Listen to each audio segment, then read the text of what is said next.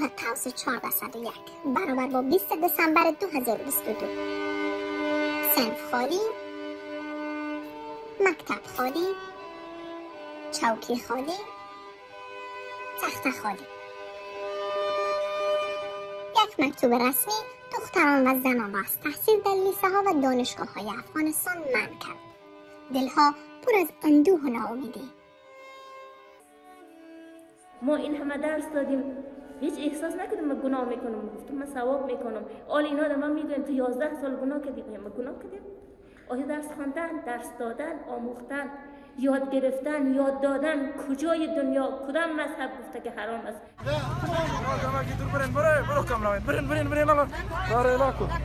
دخترانی که از تحصیل بازمانده اند میگویند که در عصر دانش و روشنگری خود را حذف شده میبینند. عضو قطع شده از پیکر کشورشان در قرن 21 تنها به دلیل دختر بودن. این سال 4 من بود، سال سرنوشت ساز زندگی من بود. من قرار بود فارغ التحصیل باشم سال آینده به خیر و طبق رشته به یک بست ایفای وظیفه بکنم. اما متاسفانه با دیدن او مکتوب و با خواندن او چند خطی که داخل از اون مکتوب نوشته بود، من فکر میکنم آرزوها خودم با دستای خود زنده به گور کردم و دیگه هیچ چیزی به جز نفس کشیدن به ما نمانده. و ما مرده های نفسدار هستیم. گرفتن یکی از ابتدایی ترین حقوق انسانی از زنان جامعه جهانی را در بهت و حیرت فرو برد. دنیا متعجب شده و قلب اروپا تکان خورد. تصمیم اخیر طالبان برای منع زنان از تحصیل در دانشگاه‌ها گام دیگری است به طرف عصر حجر.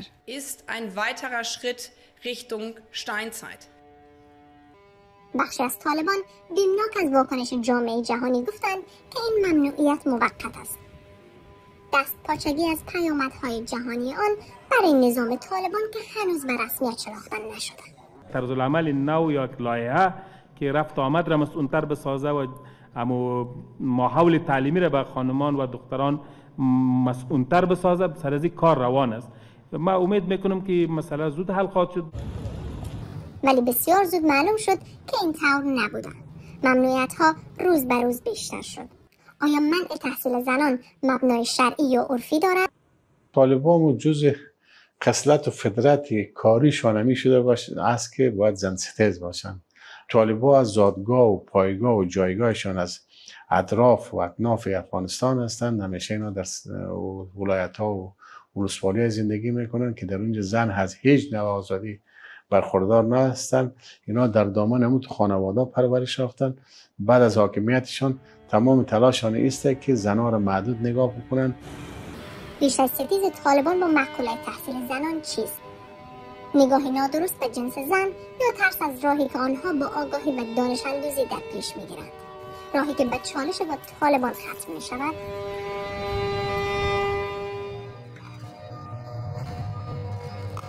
درست در هفته هایی که نظام جمهوری در افغانستان نفس های آخر را می کشید، یک زن شانه به شانه یک مرد در امارات متحده عربی گام های تاریخی برمی داشت.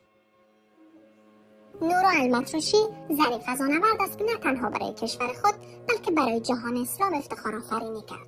او جزء گروهی 12 نفره است که برای سفر به کره ماه و کره مریخ آمادگی می‌گیرند. بخش از برنامه مشترک امارات متحده عربی و سازمان فضایی امریکا ناسا. دلیل این که برای شرکت در این برنامه فضایی نام‌نویسی کردم این بود که از کودکی می‌خواستم فضانورد شوم.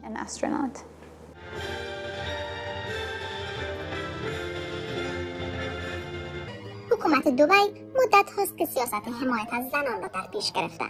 توانمندسازی زنان در عرصه‌های مختلف به سرعت جریان دارد. حالا زنان امارات متحده عربی با رعایت حجاب و معیارهای اسلامی در اندیشه تسخیر سیارات دیگر هستند.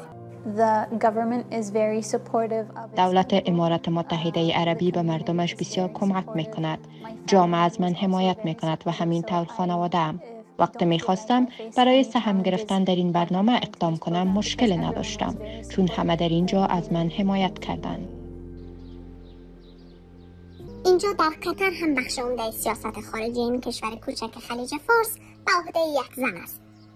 لولا الخاطره دستیار وزیر خارجه است، کسی که نگاه‌های زیادی به او دوخته شده و مسئولیت بخش بزرگ از دیپلماسی را در کشوری کوچک ولی پرنفوذ و ثروتمند بر دوش دارد. همان جایی که طالبان سالها در آن پناه گرفتند و از حمایت‌های وزارت خارجه آن در گفتگوهای سیاسی بهره‌مند بودند. اگر با زنهای زیادی در سراسر جهان حرف بزنید، خواهند گفت که ما با مشکلات مشابهی دست و پنجه نرم می‌کنیم. بدون در نظر داشت فرهنگ، جغرافیا یا زبان، زنان در همه جا با یک سقف شیشه‌ای مواجه هستند. بخشی از کار او رسیدگی به وضعیت افغان‌هایی است که از ترس طالبان از افغانستان گریختند. او البته میگوید که باید با طالبان عاقلانه برخورد کرد. لازم است که با حاکمان فعلی افغانستان تعامل کرد. در همین حال باید با خردمندی و به دور از احساسات با آنها رفتار کرد تا آنها منافع تعامل سازنده با جامعه بین المللی را بفهمند و همینطور پیامدهای عدم تعامل سازنده را. با تمام این حرفها دولت قطر می‌دانست که طالبان در سیاست‌های سختگیرانه خود تغییری نخواهند داد. همین مقام قطری خود به خروج هنرمندان از افغانستان کمک کرد، از جمله به خروج هنرمندان گروه موسیقی زهره و سرپرستی احمد ناصر سرمست. دخترانی که در مدت اقامت کوتاه خود در قطر از هنر دل نبریدند و از نواختن دست نکشیدند.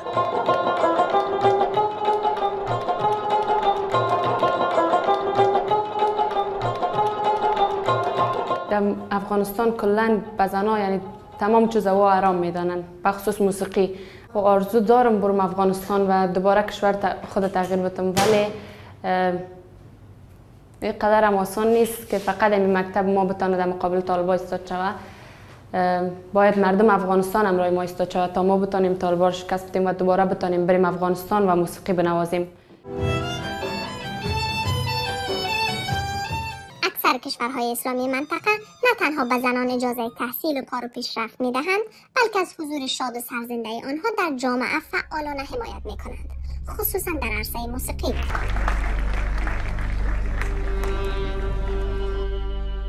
حکومت طالبان تنها حکومت جهان است که جلوی کار و تحصیل زنان را میگیرد و با هنر و موسیقی در جدال است. از نظر کشورهای اسلامی منطقه نه تنها این رفتار اسلامی نیست که بدنام کننده دین است، رفتاری که بنیاد مذهبی ندارد و ساخته گروه شبه نظامی طالبان است. ولی دخترانی که در 20 سال گذشته مجال آموزش یافته‌اند پاسخی روشن به استدلال‌های سست دارند. آنها می‌دانند که طالبان نماینده واقعی دین اجدادیشان نیستند. پروردگار میگه هل یستوی الذین یعلمون والذین لا یعلمون. دیگه که از الله متعال علم میگه آیا کسانی که علم دارن با کسانی که علم ندارن برابر هستند؟ پس از اینجا که به خاطر که طالبان دروازه علم بسته کردن بروی ما به عنوان اولین کارشان امی بوده، ما از حکومت از اینها یا از گروه به نام گروه سرپرستی که اینها یاد میشن راضی نیستیم. یک مکتب غیر رسمی در کابل. دختران اینجا درس میخوانند. آنها میگویند که نمیخواهند از قافله دانش عقب بیفتند. آنها میدانند که کارشان سخت و پرمخاطره است، ولی برای کسب دانش از پایین ننشستند. بعد از اینکه مکاتب برای دخترها بسته شد، من خواستم یک فضا را به می دخترها ایجاد کنم و در این صنف یک مکتب پنهانی است، البته یک خانه است که ما میز چوکی برشان گرفتیم و دخترها میان اینجا درس میخوانند. حضرت علی رضی الله تعالی عنه. کسب دانش به اشکال دیگر هم ادامه دارد.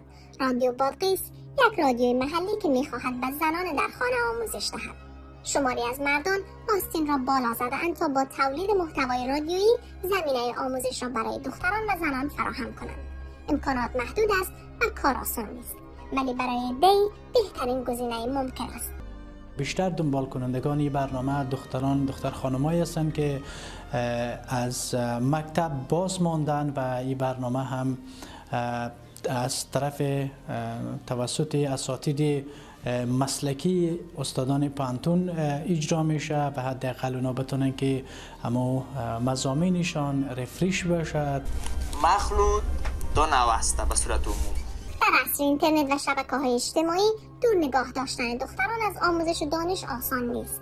عده‌ای در داخل و خارج از افغانستان سعی می‌کنند تا با اینترنت با شاگردان رابطه برقرار کنند، ولی نظام تحصیلی نیاز به حمایت دولتی دارد و یک برنامه ملی.